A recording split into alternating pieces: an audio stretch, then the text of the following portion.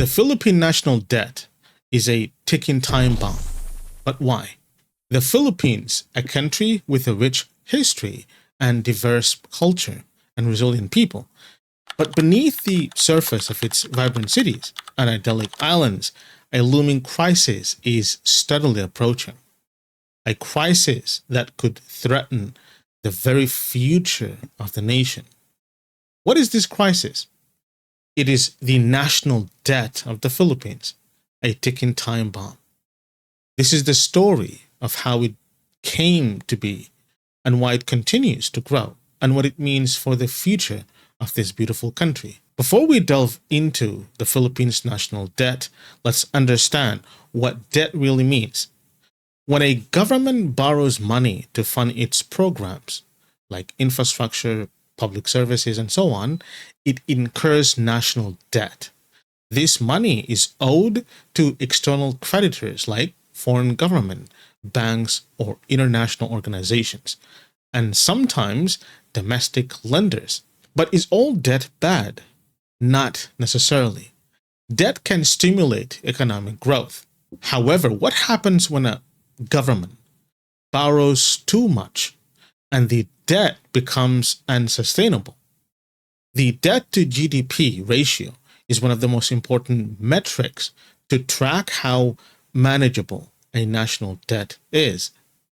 A higher ratio means the government owes more than it produces. This puts pressure on future generations and limits the government's ability to invest in social programs or infrastructure.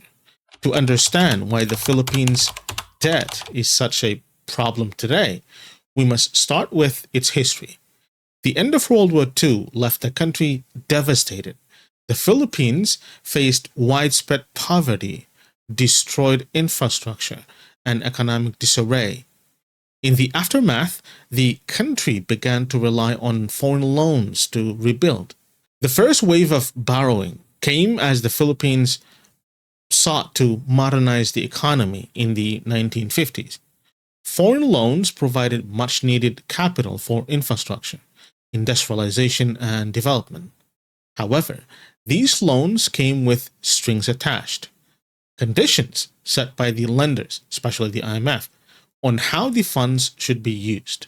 During Ferdinand Marcos' regime in 1970s, the Philippines took on massive loans to finance larger infrastructure projects, from dams to highways to hospitals. But these loans were used inefficiently, and many of the projects were tied to corruption, benefiting only a select few, the elite or the oligarchs. Under martial law, Marcos increased the nation's debt exponentially. His government was criticized for borrowing excessively while mismanaging resources, leading to a national debt that would plague the country long after his fall. In the early 1980s, the Philippines faced its first major debt crisis. Interest rates soared. The global economy entered a recession, and the Philippines was unable to service its loans. The country defaulted on its debt in 1983, plunging the nation into financial chaos.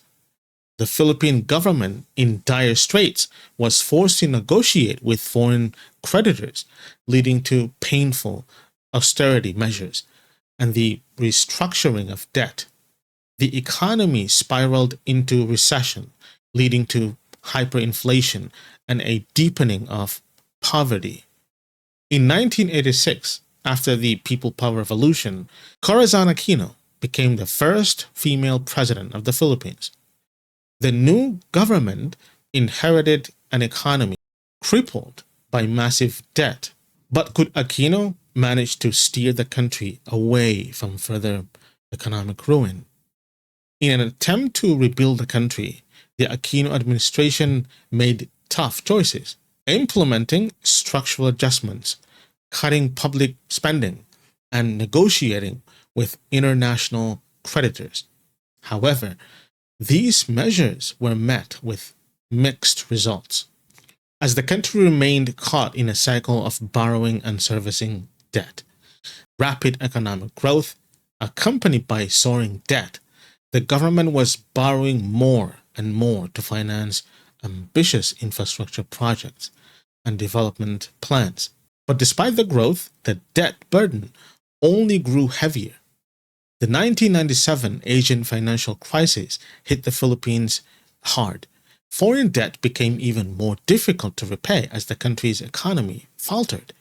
This was the beginning of a new era of financial vulnerability. In the early 2000s, the Philippines found itself continuing its path of economic vulnerability. Despite a relatively stable democracy and a growing economy, the national debt was skyrocketing. But how did this debt accumulate? And what were the consequences? The Philippine economy grew in the early 2000s, but the government continued to borrow extensively to fund development projects and cover operational costs. With remittances from millions of Filipinos abroad propping up the economy, the debt burden seemed manageable. But was it? In 2008, the global financial crisis disrupted economies worldwide. The Philippines, despite being somewhat insulated, found itself borrowing heavily to stimulate growth and mitigate the crisis effects.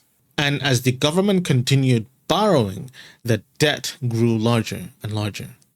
When Duterte assumed office in 2016, he introduced the ambitious Build program, promising to modernize the country's infrastructure. But this came at a cost. The government borrowed more money to fund roads, bridges, and airports. The question was, would this push the country closer to the edge? In 2020, the 2019 pandemic hit the Philippines, changing everything. As the government imposed lockdowns, businesses closed and millions lost their jobs.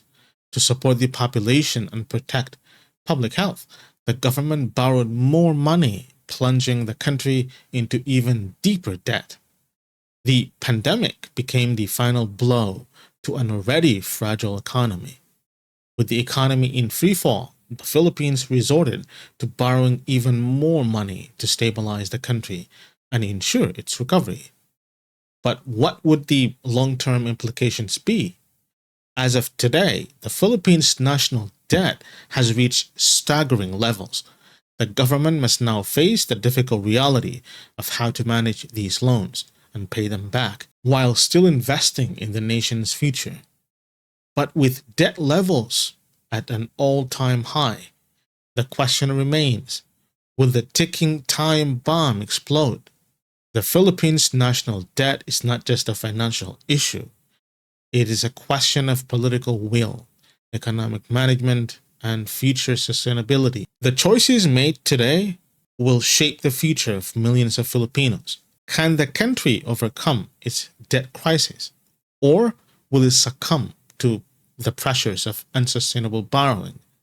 The clock is ticking, and only time will tell.